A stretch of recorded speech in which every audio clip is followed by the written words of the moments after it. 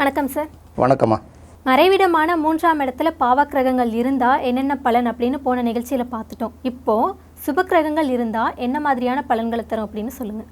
இப்போ பொதுவாக 3ஆம் இடம் மறைவிடம் அப்படின்னு சொல்லிட்டோம் இல்லையா. 3, 6, 8, 12 மறைவிடம். இந்த மறைவிடங்களில் எப்போதுமே பாவக்கிரகங்கள் இருக்கிறது நல்ல பலனை கொடுக்கும் அப்படிங்கிறது ஒரு பொதுவான விதி. இந்த இடத்துல சுபக்கிரகங்கள் இருந்தால் நல்ல பலனை கொடுக்குமான்னா மேக்சிமம் நல்ல பலனை கொடுக்காது. ஏன்னா சுபம்ங்கிறது எப்போதுமே ஒரு இலகுன தன்மை உள்ளது, இரக்க சுபாவம் உள்ளது. வேலை செய்கிற இடத்துல ஒரு 100 பேரை வச்சுட்டு வேலை வாங்குகிற இடத்துல போய் பயந்து அவருக்கு சூப்பர்வைசர் போட்டால் வேலை பார்ப்பாங்களா கீழே இருக்கிறவங்க, ஆறு கிடக்கிறார் நம்ம பார்த்துக்கலாம் அப்படின்னு சொல்லிடுவாங்கள்ல. அது மாதிரி சில இடங்களில் ஆதிக்கம் செலுத்தணும், ஆட்டி படைக்கணும், சிலர் அடக்கி ஆளணும். அதுபோல் ஒரு முக்கியமான இடம் தான் 3ஆம் இடம். இப்போ சில பேர் பார்த்திங்கன்னா குடும்பத்தில் ஆளுக்காலு பேசிகிட்டே இருப்பாங்க. திடீர்னு ஒருத்தர் அப்படி அப்பா திரும்பினார்னா எல்லாம் கப்சிப்புன்னு ஆஃப் ஆயிடுவாங்கல்ல.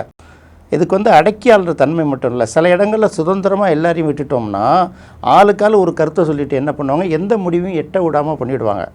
ஸோ இப்போ ஆலோசனைகள்லாம் கேட்டுட்டால் கூட அடுத்தது இம்ப்ளிமெண்ட் பண்ணுறதுக்கு தைரியமாக ஒரு ஆள் முடிவு எடுக்கணும் இல்லையா, தைரியமாக முன் நிற்கணும்ல. ஸோ அந்த இடத்துல பார்த்திங்கன்னா அந்த இடத்துல பாவக்கிரகங்கள் தான் அதிகமாக தேவைப்படுது. அப்போ அந்த இடத்துல ஒரு பாவக்கிரகம் உட்காரும்போது அடுத்தவங்களை கண்ட்ரோல் பண்ண முடியும். ஒரு 10 பேரை வச்சுட்டு வேலை வாங்குறது சாதாரண விஷயம் கிடையாது. உங்களுக்கு கொடுத்த வேலையை நீங்கள் பண்ணிடலாம். இன்னொருத்தவங்கள்ட்ட வேலை வாங்குறதுங்கிறது அவ்வளோ சாதாரணமாக வேலையே கிடையாது. அதை வாங்குகிற கெப்பாசிட்டி வேணும்ல.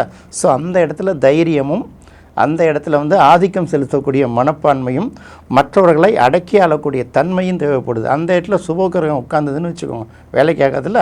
ஸோ அதனால தான் பாவக்கிரகங்கள் இந்த மாதிரி மறைவிடங்களில் இருக்கும்போது நல்ல பலனை கொடுக்கும் அப்படிங்கிறது ஒரு பொதுவான விதி. பொதுவாக எல்லா பாவக்கிரகங்களுமே 3ஆம் இடத்துல இருக்கும்போது நல்ல பலனை தான் கொடுக்கும். இருந்தாலும் சில சுபக்கிரகங்களும் நல்ல பலனை கொடுக்குங்கிறத மறந்துடக்கூடாது. உதாரணத்துக்கு இப்போ சுக்கிரன் 3ஆம் இடத்துல இருக்குது அப்படின்னு வச்சுப்போமே. சுக்கிரனுக்கு 3ஆம் இடம் நல்ல பலனை கொடுக்குமா அப்படின்னு பார்க்கும்போது சுக்கிரனை நம்ம சுபக்கிரகமாக கன்சிடர் பண்ணுறதுனால அது இந்த இடத்துல இருக்கிறது பெரிய அளவுக்கு சிறப்பு அல்ல அப்படின்னு சொன்னால் கூட இவர்களுக்கு என்ன மாதிரியான பலன்களை கொடுக்கும் அப்படின்னு பார்க்கும்போது 3ஆம் இடம் வீரியஸ்தானம் அப்படின்னு ஒன்று சொல்கிறோம் இல்லையா. ஸோ 3ஆம் இடத்துல சுக்கிரன் இருக்கும்போது மகிழ்ச்சி இவர்களுக்கு நிறைய கிடைக்குது. சில பேருக்கு என்ன முயற்சி பண்ணாலும் எதுவுமே கிடைக்காது இல்லையா. இவர்களை பொறுத்தவரைக்கும் மகிழ்ச்சியாக இருப்பதற்கான வாய்ப்புகளை அந்த 3ஆம் இடத்து சுக்கிரன் உருவாக்கி கொடுக்குது.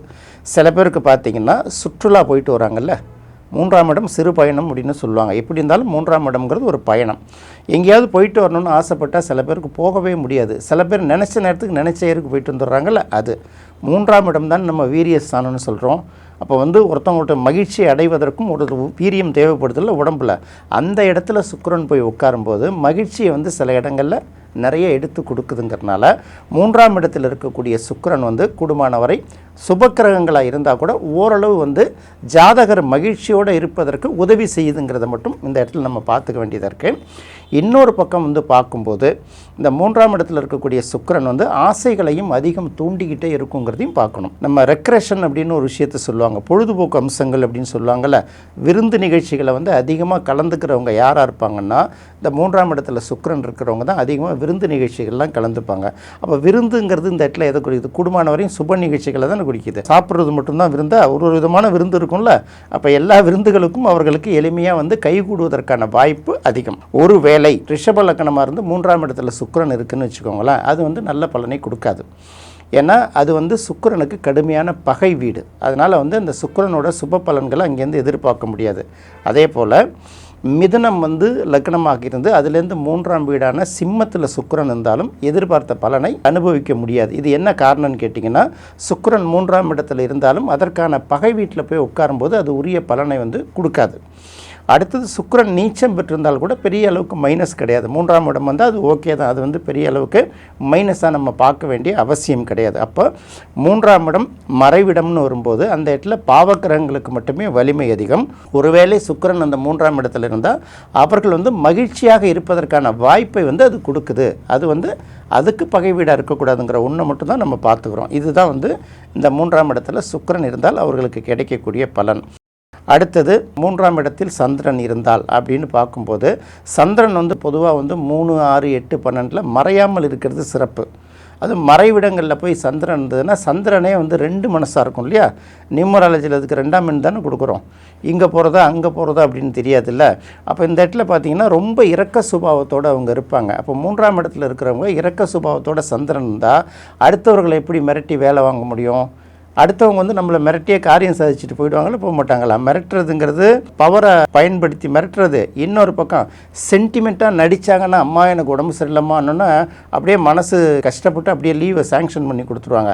அதுக்கப்புறம் இவங்களோட ஹையர் அஃபீஷியலுக்கு அவங்க வந்து திட்டினா ஏதாவது ஒன்று கொஞ்சமாக இருக்கா, இந்த மாதிரி தான் லீவ் போட்டு அவன் போட்டு சுற்றிக்கிட்டே இருப்பான், வேலை பாதிக்கப்படும், நீ அந்த வேலையை செய்வ அப்படின்னா இவங்க அந்த வேலையை எடுத்து தலையில் போட்டு செய்கிற மாதிரி ஆகிடும். 3ஆம் இடத்தில் இருக்கக்கூடிய சந்திரனானது வந்து அடுத்தவர்கள்ட்ட வந்து அடக்கி ஆளக்கூடிய தன்மையை வந்து அது இழந்துடுது, தைரியஸ்தானத்தை இழந்துடுது இல்லை.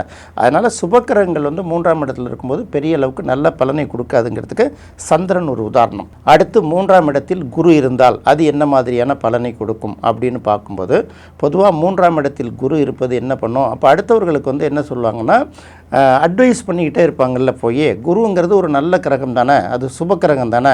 அப்போ என்ன பண்ணுவாங்க, சந்திரன் வந்து இறக்கப்பட்டு கெட்ட பேர் வாங்கிக்கும். குரு என்ன பண்ணணும்னா அடுத்தவர்களுக்கு அட்வைஸ் பண்ணிக்கிட்டே என்ன பண்ணும், அவங்கள திருத்தறதுக்கு முயற்சி பண்ணும். அவங்க என்ன பண்ணுவாங்க, ஊன்னு கேட்டுவாங்க. இவங்க போனதுக்கப்புறம் காதில் உள்ள பஞ்சை தூக்கி கீழே போட்டுடுவாங்க. அப்போ இவங்களும் பார்த்திங்கன்னா அதிகாரம் பண்ணுறதுல வந்து கொஞ்சம் அவங்களுக்கு வந்து அதை மிரட்டி அதிகாரம் பண்ணி வைக்க தெரியாது. பாவம் எல்லாத்துலேயும் பாவ புண்ணியம் பார்த்துட்டே இருந்தோன்னா எப்படி இந்த வேலை சரியாக இருக்கும்? செங்கோலுக்கு முன்னாடி சங்கீதம் வேலைக்கு ஆகுமா அப்படின்னு ஒரு கேள்வி கேட்பாங்கல்ல. செங்கோலுங்கிறது அரசனுக்குரிய சுபாவம். அது வந்து ஆர்டர் தான் போடணும். அந்த இடத்துல போய் நல்ல விஷயங்களை சொன்னோம்னா அவர்களுக்கு தேவைப்படுமா? சில நேரங்களில் சில பேர் சொன்னாலே திருந்திடுவாங்கன்னா அந்த இடத்துல வந்து நம்ம அட்வைஸ் ஓகே. சில பேர் என்ன பண்ணாலும் திருந்த மாட்டாங்கன்னா 2 போடு போட்டு தானே உட்கார வைக்கணும். ஸோ இந்த 3ஆம் இடம்ங்கிறது அடுத்தவங்களை வந்து அடக்கி ஒடுக்கி உட்கார வைக்கக்கூடிய ஸ்தானம். அங்கே போய் சுபகிரகம் உட்காந்துருச்சுன்னா வேலைக்கு ஆகுமா? மயிலேன்னா இறகு போடுமா அப்படின்னு கேட்பாங்கள்ல, அந்த மாதிரி கதை தான். ஸோ 3ஆம் இடத்தில் வந்து குரு இருந்தால் இது மாதிரி வந்து அடுத்தவர்களை அடக்கி ஆள்வதற்கான தன்மை வந்து அவர்களுக்கு குறைஞ்சிடும். அட்வைஸ் மூலமாக யாரையும் திருத்த முடியாது அப்படிங்கிறத அவங்க உணர்வாங்க. ஸோ அந்த இடத்துல அந்த கிரகம் வந்து எதிர்பார்த்த பலனை கொடுக்காது அப்படிங்கிறத முக்கியமாக பார்த்துக்கணும். அடுத்து 3ஆம் இடத்தில் புதன் இருந்தால், இப்போ காலபுருஷ லக்கணத்துக்கு பார்த்தீங்கன்னா 3ஆம் இடம் மிதுனத்துக்கு புதன் உரிய கிரகம் தான். அதே சமயத்தில் 3ஆம் இடத்தில் புதன் இருந்தால் அது என்ன மாதிரியான பலனை கொடுக்கும் அப்படின்னு கேட்டிங்கன்னா, நல்லதோ கெட்டதோ திடீர்னு ஒரு முடிவு எடுக்கணுமா வேணாமா? எதுலேயுமே இது இப்படி பண்ணால் அப்படி ஆயிடுமோ, அப்படி பண்ணால் இப்படி ஆயிடுமோ, இது சரியா அது சரியான்னு சொல்லிட்டு அவங்க மனசுக்குள்ளேயே தொடர்ந்து அந்த முடிவு எடுக்கிறதுல ஒரு குழப்பமான தன்மை வரும். 3ஆம் இடங்கிறது நல்லதோ கெட்டதோ முடிச்சுட்டு பேசணும் அல்லது பேசிட்டு முடிக்கணும், பேசி தீர்க்கணும் அல்லது தீர்த்துட்டு பேசணுங்கிறது தான் 3ஆம் இடம் கரெக்டு. அந்த இடத்துல போய் புதன் உட்காந்துருச்சுன்னு வச்சுக்க, இப்போ பண்ணலாமா, இன்னும் கொஞ்சம் நேரம் கழிச்சு பண்ணலாமா, இது என்ன ஆகும்னு கேட்டிங்கன்னா நடக்கிற வேலையும் நடக்காமல் போயிடும். அதனால் என்ன ஆகும்னா சில வேலைகள் சில நேரத்தில் நடந்து தானே ஆகணும். சரியாக தவிர சில நேரங்களில் முடிவு எடுத்துடணும்.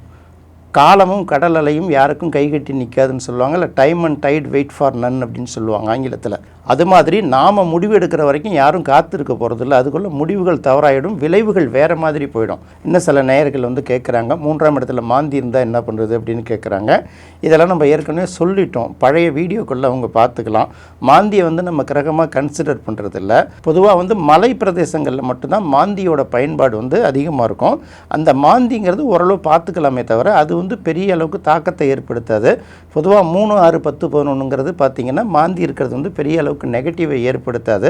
அடுத்தது இந்த மாந்தியெல்லாம் சொல்கிறவங்க எல்லாமே பார்த்திங்கன்னா மாந்தி எங்கே இருக்குன்னு கண்டுபிடிச்சி அதை வச்சு அதுக்கு என்ன பரிகாரம் பண்ணி ஆகணும், இல்லாட்டி நீ இதில் கஷ்டப்படுவேன்னு சொல்லிட்டு அதுக்கு தான் யூஸ் பண்ணிக்கிறாங்களே தவிர நல்ல பலன் சொல்கிறதுக்கு அது பயன்படாது.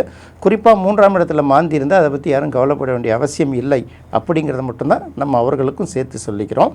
இதுதான் 3ஆம் இடத்தில் சுபக்கிரகங்கள் இருந்தால் அவர்களுக்கு கிடைக்கக்கூடிய பலன்கள். அது யோகமா இல்லை வந்து யோகம் இல்லையாங்கிறது அவங்கவுங்க அனுபவம். ஏன்னா இதிலே பார்த்திங்கன்னா நம்ம ஏற்கனவே சொல்லும்போதே சொல்லியிருப்போம், நம்ம வந்து ஒரு கிரகத்தை தான் சொல்லிட்டு வரோம். இந்த கிரகம் அங்கே இருந்தால் என்ன, இந்த சேர்க்கை இருந்தான்னா பார்த்தா என்னன்னு கேள்வி கேட்டுக்கிட்டே இருப்பாங்க. அவர்களுக்கெல்லாம் நம்மளால் பதில் சொல்ல முடியாது.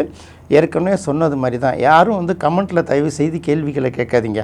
நீங்கள் அப்படி உண்மையிலே கேள்வி கேட்கணும்னு நினச்சிங்கன்னா நம்ம ஏற்கனவே சொல்லிட்டோம் இல்லையா, நீங்கள் மொபைல் ஃபோன் எடுத்து உங்கள் கேள்வியை வீடியோவை ஷூட் பண்ணிவிட்டு நமக்கு வாட்ஸ்அப்பில் அனுப்பி வைங்க, நம்ம பதில் சொல்கிறோம். ஏன்னா முதல்ல கேள்வி கேட்குறவர் யார், அவருக்கு எத்தனை வயசு, என்ன பொசிஷனுங்கிறத முகத்தை பார்க்கணும். ஏன்னா முன்பின் தெரியாதவர்கள் நம்ம சொல்ல முடியாது இல்லையா.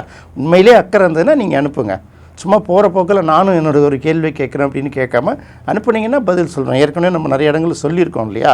அனுப்புனால் கண்டிப்பாக பதில் விட்டு கீழே வந்து ஒன்று ஒன்றா கேட்டுருந்தீங்கன்னா சொல்ல முடியாது. ஏன்னா புது கான்செப்ட்டு இதை தெரிஞ்சுக்கணுன்னு ஆசைப்பட்டால் நம்ம சொல்லலாம்.